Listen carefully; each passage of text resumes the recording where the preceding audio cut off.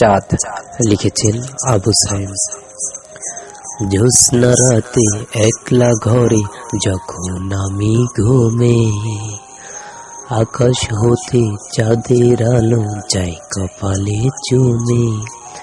দু চোখ মিলেই অবাক আমি, জানালা খোলা একি, জানালার ওই ভিতর দিয়ে চাঁদের আলো রুকি। অবাক হয়ে তাকাই আমি হীরের চাঁদের প্রতি, চাঁদ যেন মোর মারছে ছুঁড়ে তাহার সতল চোখে। কাটিয়ে দিতে এই শশীটা রাতের আধার আলো, দিচ্ছে ছিটে এই ধরাতে তার করা তার আলো।